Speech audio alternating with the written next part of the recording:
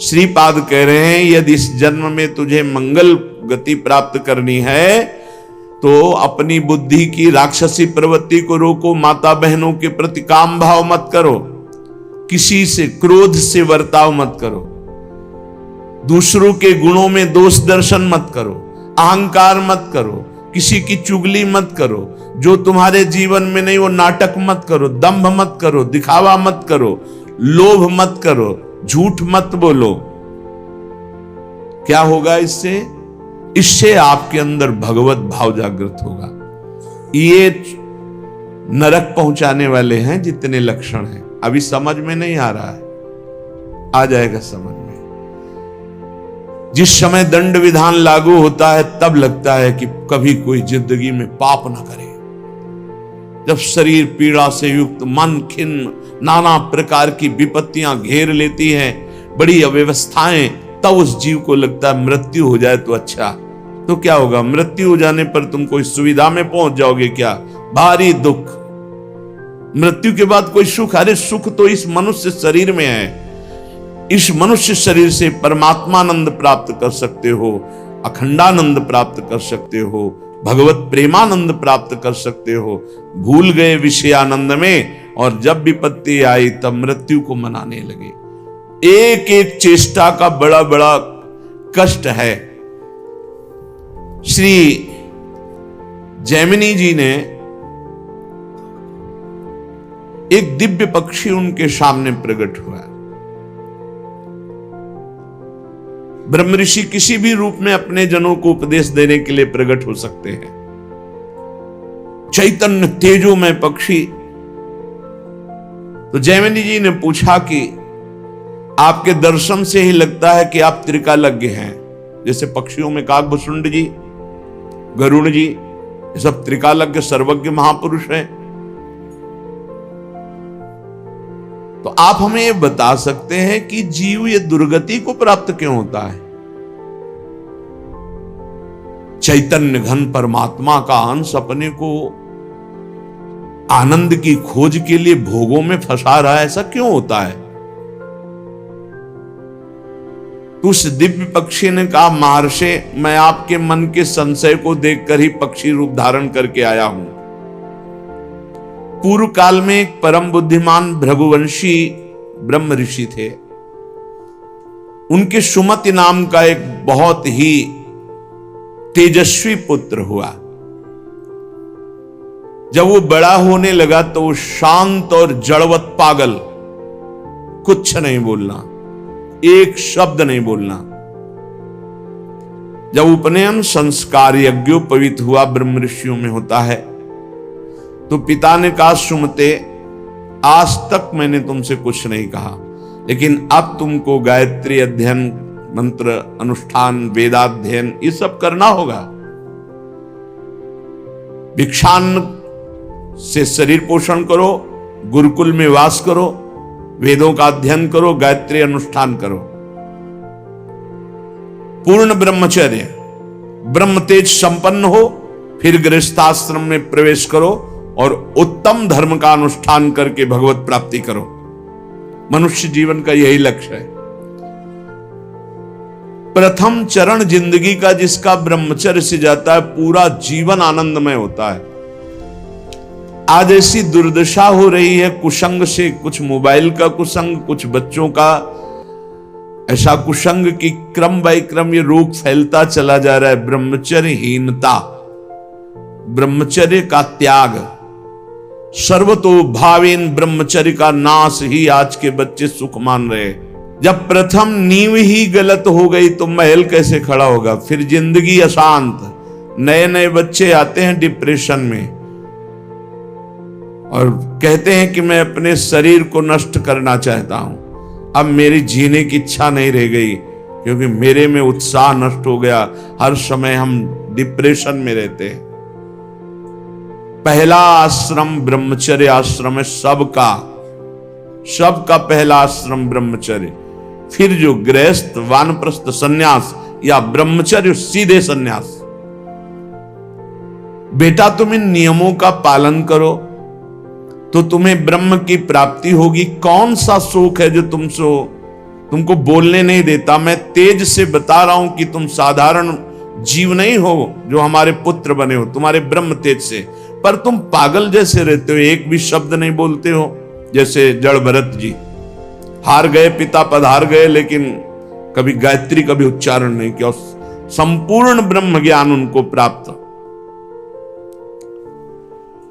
जब अनेक बार कहा तो सुमति जी कुछ नहीं बोले। पिता ने स्नेहवश फिर कहा, बेटा तुम छल मत करो, मुझे पता है तुम बोल सकते हो और तुम ज्ञानी महात्मा हो, मुझे पता है तुम्हारा तेज ऐसा है, तुम पागल नहीं हो। जब बार बार कहा तब सुमति ने हंस दिया और उसका, पिताजी ये जो आप उपदेश कर रहे हैं ये बहुत बार बहुत जन्मों में कर चुका हूं। मैं उस तत्व को प्राप्त हो चुका हूं जिसके जानने के बाद कुछ जानना बाकी नहीं रहता। इसीलिए मैं जड़वत पागल आचरण करता हूं कि आप हमको ये ना समझ पाए कि मैं आपका पुत्र बहुत विद्वान या बहुत ज्ञानी हूं। जो आप उपदेश कर रहे हैं बहुत जन्म अनुष्ठान कर चुका हूं। मैं त्रिकालज्ञ हूं, मुझे तीनों कालों का ज्ञान है, भूत भविष्य वर्तमान। त्रिकालज्ञ तब होता है जब भगवत स्वरूप में तदात्म हो जाता है। तो भगवान सर्वज्ञ है तो वही सर्वज्ञता अंश रूप में उतरती है तो वो भी सर्वज्ञ हो जाता है। मैंने बहुत से शास्त्रों का ज्ञान प्राप्त किया, वो अक्षरशः मुझे सब भगवत कृपा से स्मृति में व्याप्त है। हर कला में मैं प्रवीण हूं, शिल्प कला आदि सब कलाओं में प्रवीण हूं। मुझे पागल रहने का स्वभाव है कि कोई जान न पावे। इस समय मैं आपके और अपने 10,000 जन्म तक को देख रहा हूं। स्वाभाविक खेद, क्षय, क्षोभ ये हमें स्पर्श भी नहीं कर सकते। संतोष, आनंद, वृद्धि ये सदैव हमारे हृदय में होती रहती है। शत्रु मित्र इनका मुझे भान भी नहीं, सब में एक ब्रह्म व्याप्त है, ये अनुभव है। पिताजी आप पत्नी और पुत्र के संयोग वाले हैं। आप मुझे पुत्र भाव से देख रहे हैं। अनेक बार तुम हमारे बेटा बन चुके हो। मैं 10,000 जन्म तक तो ऐसे ही देख रहा हूं, स्वाभाविक। अगर ध्यान करके देखो तो लाखों जन्मों को देख सकता हूं। कई बार तुम हमारे पुत्र बन चुके हो, कई बार पत्नी बन चुके हो। वो तो बहुत आश्चर्य में हो रहे कि अभी तक तो बोला नहीं, बोला तो इस कोटि का बोला। तभी भगवत ऋषि जी कहते हैं हर समय मौन रहे, बोले ना बोले तो हृदय की ग्रंथि खोले, जड़ चैतन्य का भेद मिटा दे, वो महाभागवत होता है। पिताजी मैंने हजारों बार महान से महान सुख और महान से महान दुख भोगे हैं जो मेरी स्मृति में है। लाखों माताओं के गर्भ में विष्ठा और मूत्र के बीच में मैं पला हूं, मुझे याद है। अपने लोगों को इसी जन्म का याद नहीं है। इसी जन्म में जो मां के गर्भ में थे याद नहीं, कोई घटना, कोई दुख, एक पाई भर भी स्मृति नहीं। इतने ज्ञानी हैं। सोचो, ये महाराज सुमति जी कह रहे हैं कि मुझे 10,000 वर्ष का तो ऐसे ही दिखाई दे रहा है। अगर ध्यान धरूं तो लाखों जन्म का बता सकता हूं। मैंने लाखों बार माताओं के गर्भ में विष्ठा और मूत्र के बीच में पला हूं, मलाशय और मूत्राशय के बीच में। मैंने लाखों प्रकार के रोगों को भोगा है, हर योनियों में मुझे ज्ञान है। गर्भावस्था में जो दुख होता है बड़ा अपार दुख होता है। मैंने बचपन, जवानी, बुढ़ापा सबको देखा है। मैं हर योनियों में गया हूं। मुझे हर योनि का पशु, मृग, कीट, पक्षी, मनुष्य, स्त्री, देवता सब बना हूं।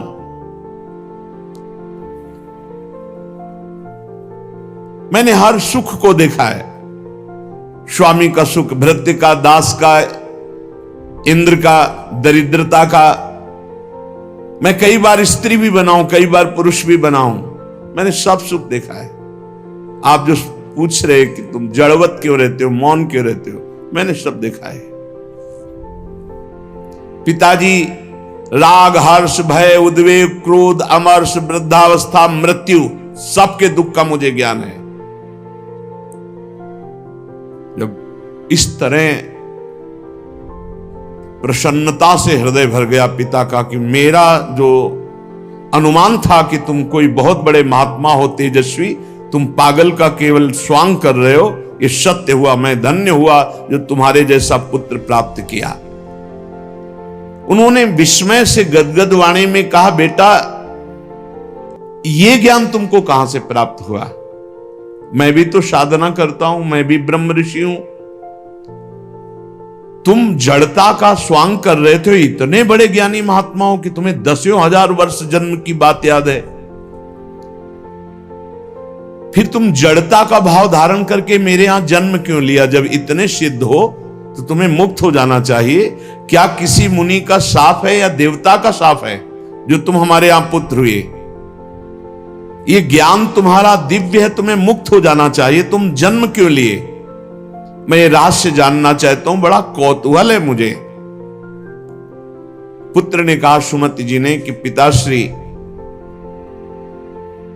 पूर्व जन्म में मेरे साथ जो घटना घटी जिसके कारण मैं जन्म लिया वो मैं तुम्हें बताता हूं। पूर्व काल में मैं निरंतर परमात्मा का ध्यान करने वाला महात्मा था, ब्रह्म ऋषि। अध्यात्म विद्या में पराकाष्ठा को पहुंचा हुआ महात्मा, समस्त अष्टांग योग से सिद्ध।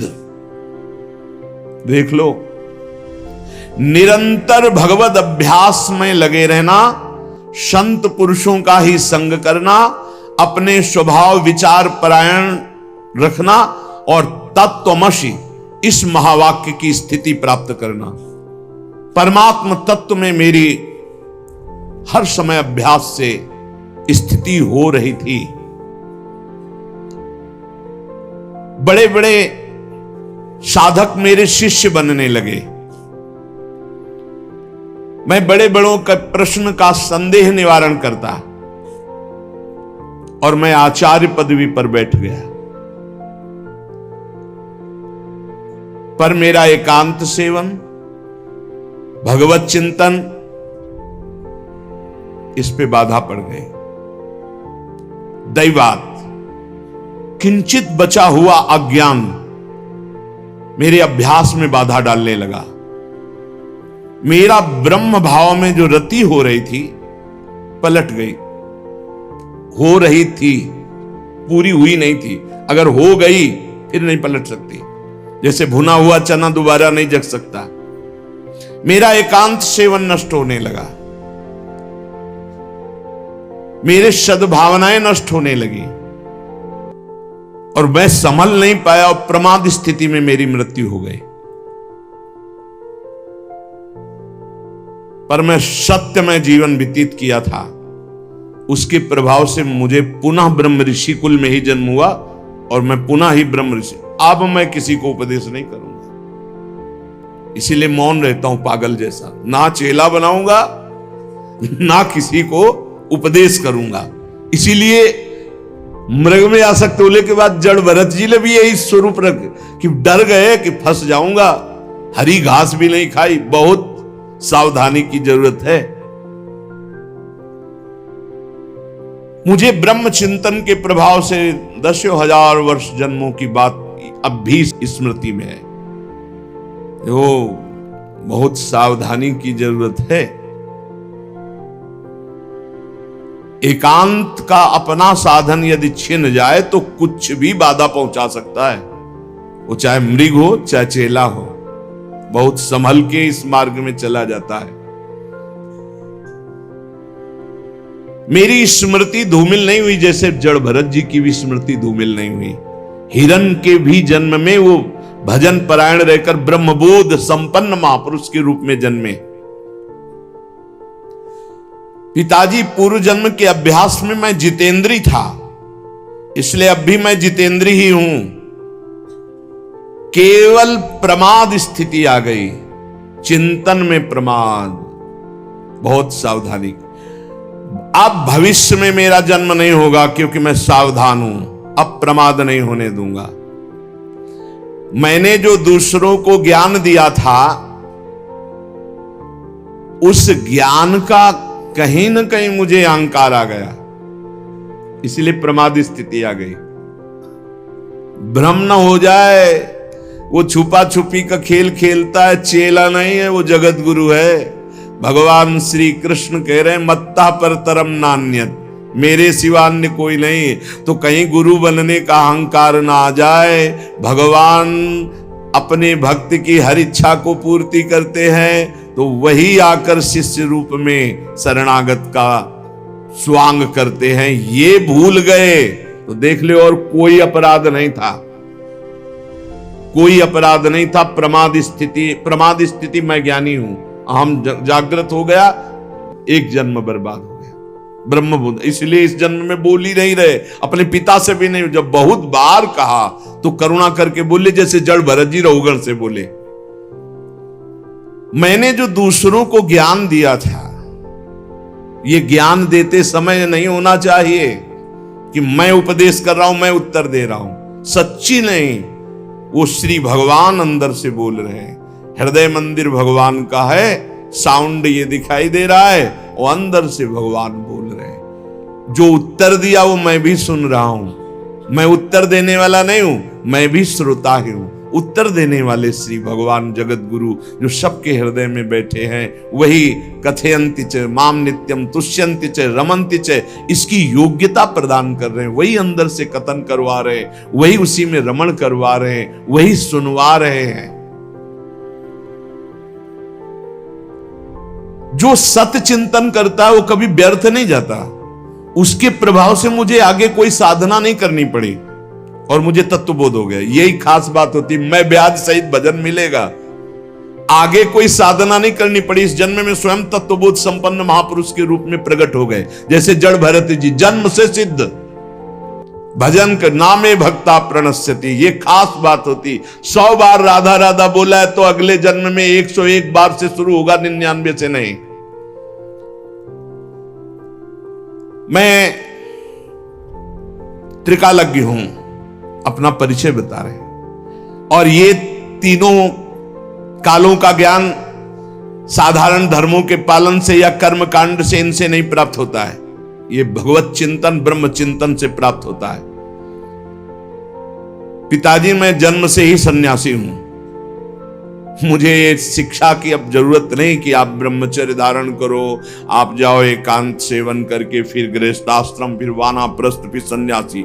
मैं जन्म सिद्ध सन्यासी हूं। मेरे से चूक हो गई, जरा सी चूक में जन्म हो गया। हिरन में आसक्त, जरा सी चूक में, बहुत बड़ा गेम है ये। चूक नहीं होनी, ये खेल है, चूक नहीं होनी चाहिए। अच्छा, खास बात देखो, चूक कहां हुई है। और जब भगवान की शरण में होता है तो भगवान कह रहे अंतिम चूक को मैं सुधारता हूं। इसीलिए सर्वश्रेष्ठ भगवान की भक्ति है, शरणागति है। हे, इतने बड़े महात्मा की चूक हुई और अगला जन्म हुआ और जीवन भर वैश्यागमन करता रहा। अंत समय नारायण बुलाया तो परम पद पहुंच गया। पुत्र के बहाने नारायण बोल, भगवान नाम, इसीलिए हम नाम जप की महिमा को बार बार गाते हैं। मैं क्या हूं इसको छोड़ो, आप क्या है प्रभु, मैं समझ गया।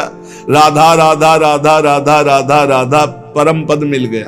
अब ये बहुत सरल लगता है ना, इसलिए फिर किसी को हीरा दो तो कांच ही समझेगा, और दाम लगा के कांच दो तो उसको माथे पे लगाएगा। 1 लाख में खरीदा है, भले चमकीला रंगीन कांच ही हो या सफेद कांच हो, और अगर फ्री हीरा दो तो उसको लगे हीरा फ्री कैसे दे सकता है, नहीं ये तो कांच ही होगा। पैसा लगा के फ्री सत्संग मिल रहा है तो समझ में नहीं आता, फ्री सत्संग मिल रहा है, फ्री एकांतिक मिल रहा है तो समझ में नहीं आता। पक्की बात समझो, भगवान नाम से बढ़कर के कोई साधना नहीं है, कोई साधना नहीं। ये आप देखो इन प्रसंगों को इसीलिए सुनाते कि आप पकड़ो, इतनी ऊंचाई पे चढ़ा हुआ महापुरुष जरा सा अहम में फिसल गया। और भगवान का भक्त जो भगवान का शरणागत है, तो भगवान कहते हैं अंतिम समय उसका स्मरण मैं बनता हूं, मैं स्वयं उसका स्मरण बनता हूं।